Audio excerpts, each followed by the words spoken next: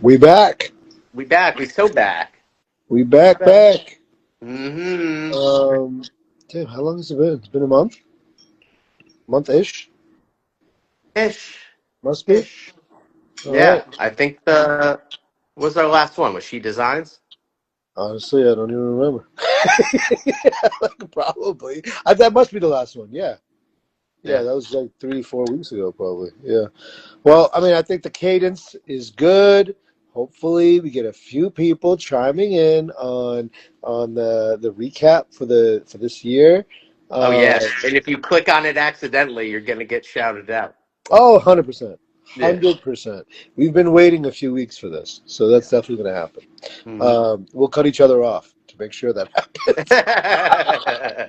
Um, what's the first thing on your mind when it comes to like this year? Like anything in particular that, I mean, I know obviously we shared notes with each other, but is there one thing in particular that like you're like, this is it? This is like one major trend? Damn. That's my first. That's my first. Yes. Damn. Touche, touche. Yes, Mm-hmm. yes. It's been that Yep. kind of year. Yeah, dude. We had, I mean, it started end of last year, but the new buyer broker rules that went into effect. We had the new inspection rules that went into effect. So we adjust on the fly. Everybody freaks out about change, and then inevitably, a couple months later, it's status quo. It's Right. part of the whole shindig at this point. I haven't had a single problem with either of those. Have you run into any? No, no problems. I mean, when I think the buyer agency agreement piece, especially, I haven't had any problems. Like people are like, oh yeah, that makes sense. Things are the same as before. It's just on paper now, right? Yeah. Like that's really it, right? So people really understand that, especially when it's positioned that way. Nobody likes to sign anything new, but No. like when it's positioned that way, it's just like, look, let's just get this done. Push it to the side. Yep. Now let's get to work, right? So that's easy. Um, well, I would say easy, right? Like you need a few reps to make it easy, right? Right. Uh, Right. and then the inspection piece, yeah, I mean that is a I guess that is technically a big change, but like it's good for the consumers, it's good for buyers, uh, protects them a lot more. It does mean that more deals will have, not that many people were waiving inspections anyway, right? They're We like hit. this I year. think that rule came into effect at the right time. Imagine back in like 21, like if that rule was Yeah, in effect, it'd right, be chaos. right. Yeah, yeah, exactly. At that point, there was like many more people, um, waiving inspections, whether like just because like number one, inventory was very low, Hmm. and there was just no there was just, and people like were competing against 20 offers, so yeah, many people That was the were only leg up. uh, Yeah, that was the only leg up you had. You had to waive everything and fucking throw a dart at the price sometimes. exactly.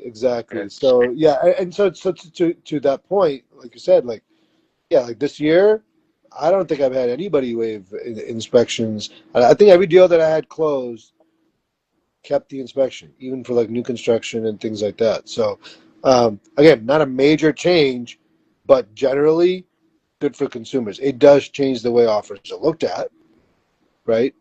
Um, but conceptually, not a huge change. Like I mean, you can still do caps on offers.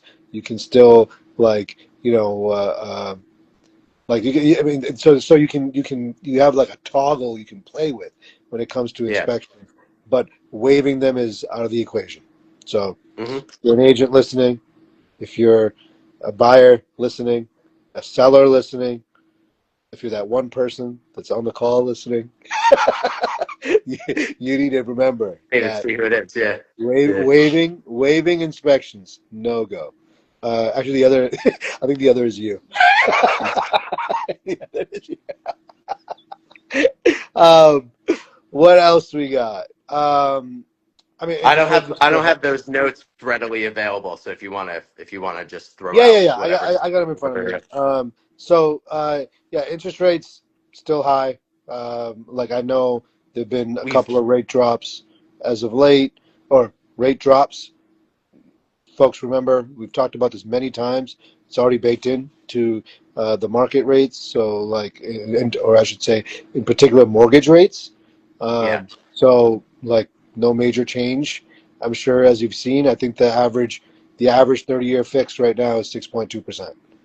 Like, yeah it's it has come down every time we're like, oh my god, we're gonna get past six. It's like, oh, yeah, bleh. yeah, You know, exactly. want to see that Yeah, 599, yeah. but And all the pundits, they don't know. yeah It's hard to make sense of things. Yes, you've got like job numbers and you've got inflation and all these kind of things, and yes, they impact mortgage rates. They do, but it's all baked in already. So yeah, they're trailing cents exactly. yeah, they're still high. There's more stuff sitting right now. There are deals to be had, and you were talking about this earlier, Mike, on another call. There are deals to be had, especially at the higher price levels. Yeah, just observing because I have a client out in Winchester right now, which is a a very nice town. The homes are pricier, but I've seen multiple large single families that are down from a 2.5 listing number, where I think everybody's kind of um, gets caught up in this sometimes. You start to look at it one way, and then the market starts to shift back, and what was once 2.5 is now 2 or 1.95 or Right. something, which is, you know, That's it's an expensive home, but that's a significant drop in the listing price. right. Right. And Yeah. I mean, and this is like these couple weeks, because you and I are, but we'll you know leave the family on Christmas Day to go put a deal together, like for remember briefly, but I mean, I maybe mean, not. I mean, I But will. I mean, on them, don't listen. But for real, like these couple weeks are like, if you did not sell at this point the last month or so and it was still available, most likely, if you don't are not in a rush, you probably took it off and are going to relist in Right. January. People Right. on right now, they want to sell. Buyers, that's your indication that, hey, we have some negotiating power here. Right. Yeah, and I think those are the clients that I have. I've got a few of them that are going out between tomorrow and Saturday, um, and there's going to be options for them, Yeah, not just in terms of like like their pick of the litter in terms of which property they want to go after, but in terms of kind of how low they want to go. Right. Like at the end of the day, it's up to the seller, but like you said, it's a signal to the buyers that like, hey, they're open for business, right? Like there's exactly. an option. I'm So I was looking at some of the clients, just like with setup for listings and stuff like that. There hasn't been a new listing in their search terms in like 2 weeks. So like that's a lot of the people that I've seen. Like everything is at least 14 days, if not older, of right, days on market. right, yeah, I see that. Actually, I see that for a bunch of searches that I'm doing for some clients, especially for single families. Yeah, I think there's a little bit more for condos and things like that, and we'll touch on that in a second. But especially for single families, there's less options. But one thing I want to mention in terms of inventory is there's also a lot more off market. Like we're seeing many more alerts of like you know, either pre MLS or no MLS like hmm opportunities, and they're totally open to offers before they hit the market and things like that. And I think that's a sign too that like um, this the balance is definitely shifted. Um, I would like I would say it probably skews a bit more buyer right now, especially given the time of year. yeah.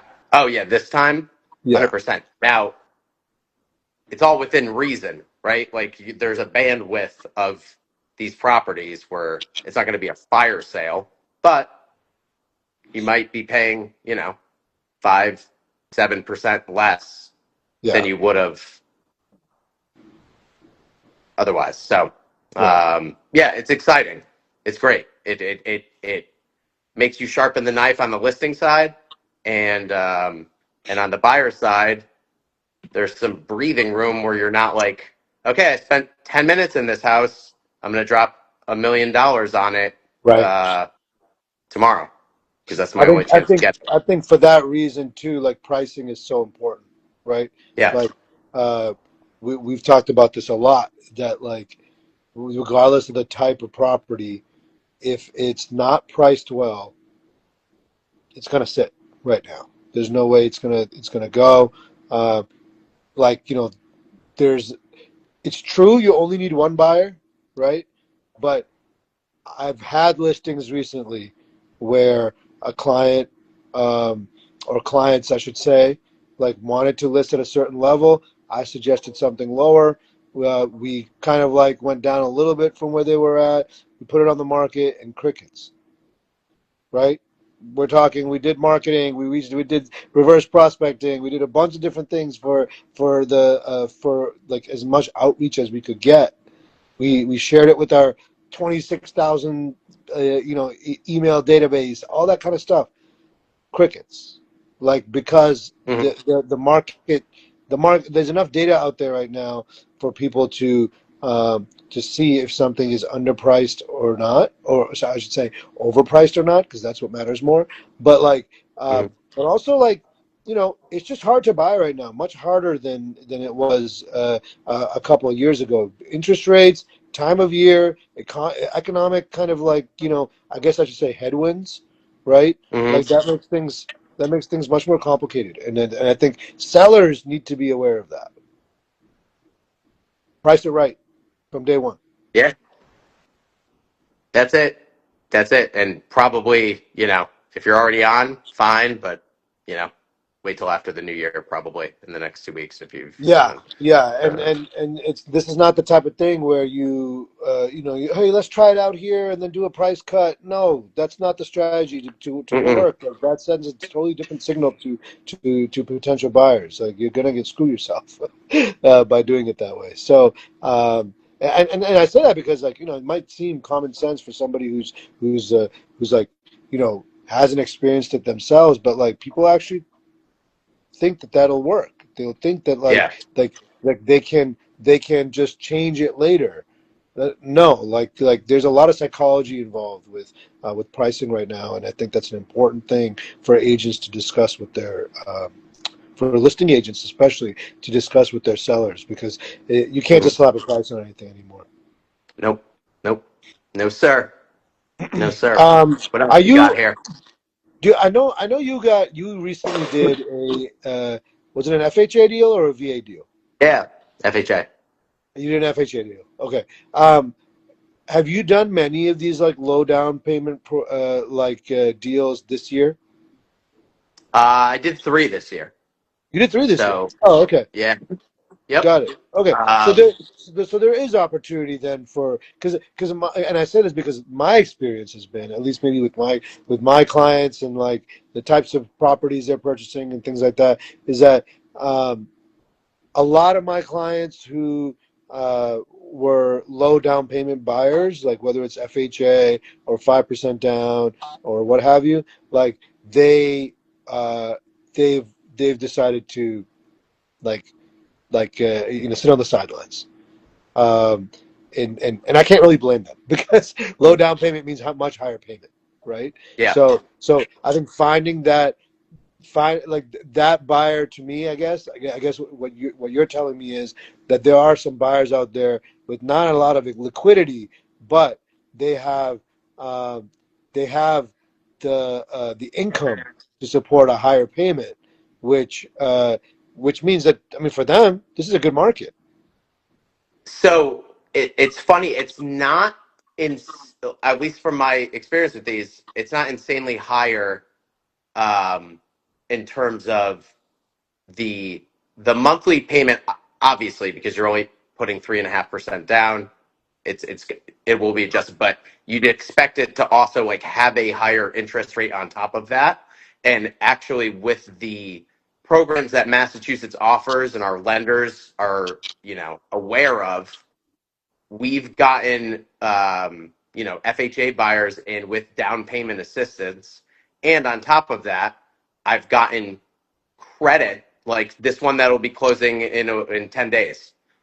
We got a $12,000 credit to go towards closing costs. Essentially, you can look at it as that almost is paying the down payment, right? Like you're getting away with that for free because that money's getting applied to your closing costs. So Hmm. um, when things are not super competitive, then that gives you an ability to finagle that. To Like put if together it once deals again, like that. Yeah. if this was 21, you're going to lose out to somebody putting down 10 to 20%.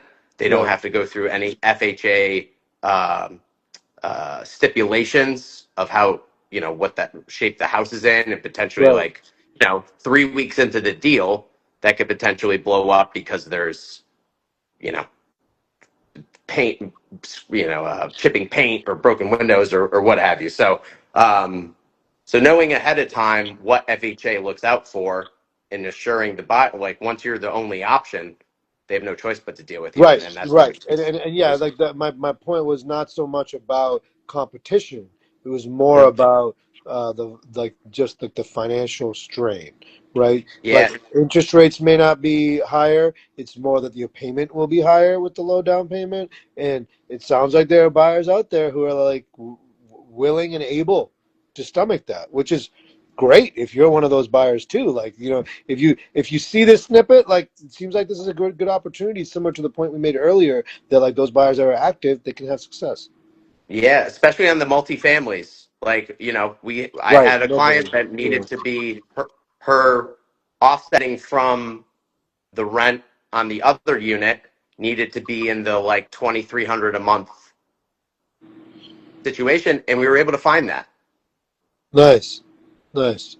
Yeah, Yeah, that's awesome. I mean, yeah, yeah, like again, like I think every agent's different. That it's not been my experience, at least with my client base.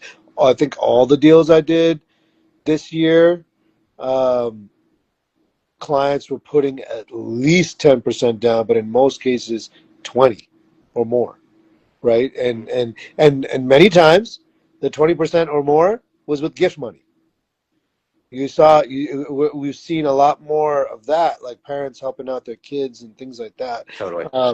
Especially amongst the type of clients we work with, like that's not uncommon, right? So anyways, I mean, I guess yeah, everyone's financial situation is different. I guess the theme or the message there is talk to a lender, regardless of your situation. Talk to a lender, talk to us. We can introduce you to a lender.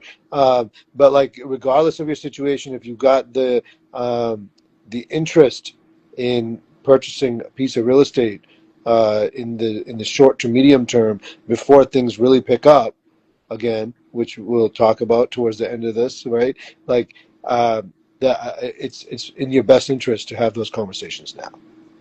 Yeah, and when I get people with when they name a price point that they're looking to spend, but they haven't talked to a lender yet, I know that there is a gap of knowledge that Yeah. you don't even know what your monthly, but like how could you even guess on the price of a home if you don't know a monthly payment um, situation? Could be much lower or higher than what your Right. initial estimate is. Right.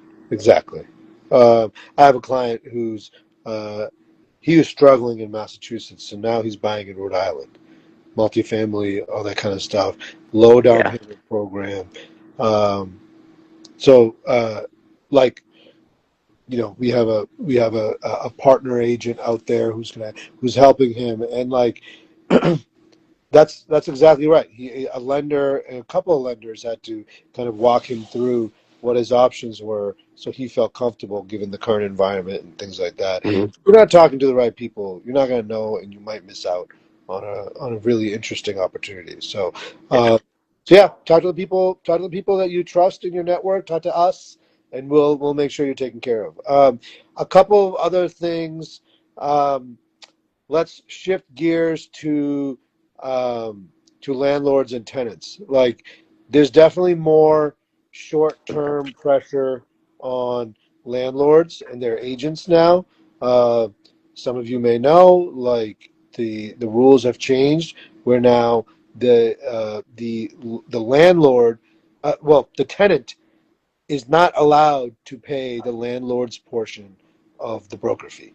The landlord has to pay their own agent, right? So that is as of just a few months ago, right? So it's a new rule, but naturally, especially in a expensive market like Greater Boston, where it's already tough to make the numbers work, right? And there's somebody here who's trying to purchase an investment property, and now you have this additional cost, especially if you have that cost per unit, right? That's pressure. That's like an additional strain that you have to think about on top of everything that we just mentioned in terms of payments and things like that. So that's definitely a factor. Have you worked with many investors towards, I guess, like the second half of the year? Not I the few multifamilies that I did sell at that time, I did it almost as part of like, we're gonna buy this and I'm gonna get you, I'll help you get a renter. Like, I'm not gonna Got it. keep making once you have to start trekking there for showings and things like that, you should be compensated. But the listing online, and if the landlord helps take care of the showing the property or anything like that as a service to them, Yeah, yeah, yeah. Makes I'll draw sense. up the paperwork and all that stuff. Yeah. Sure, sure, sure, sure. Makes sense. Um, yeah, like I think even with we have several investment properties right now that we have off market available off market. Um, the interest, I mean, granted, the price points are not are not low, but but the interest has been from those, like, professional landlord level type of people who probably have their in-house systems, right? Yeah. They Yeah. have their in-house people. They have agents on staff, right, that are doing some of this stuff, especially when you're talking about not just 3 units, not just 1, 2, or 3 units. If you're talking about 7 units, you're talking about 8 units, you're talking about 12 units, like, that cost adds up real fast. So, so yeah, I mean, especially in Greater Boston, I mean, you're talking about, let's say it's even $2,000. Let's say you're renting each unit for $2,000, right? Like, that's obviously on the low end around here. You're talking about $24,000, like, if you get turnover every year. That's Yeah. wild, Well, right? at least they only have to pay half Half that, of it, right? yeah, yeah, half of it, yeah. But like, I do. So there are situations though, like when there are some agents, right? Some rental agents, and I know this because I do the property management for these properties. There are some agents who, like, only represent the seller, and they'll like they'll bring in the buyer, they'll source the buyer, and especially if there's like low income, right? Like, if and they don't have the ability to pay, who's going to pay it? So it's that's something to consider I think, like, investors, and also for tenants, or potential tenants. So, um, last thing, obviously AI has been all over the news, in so many different facets. Um, it's something that we've talked about a lot, and especially over the last few weeks. Um, Clearly it looms large in terms of what it means for our business, what it means for real estate in general.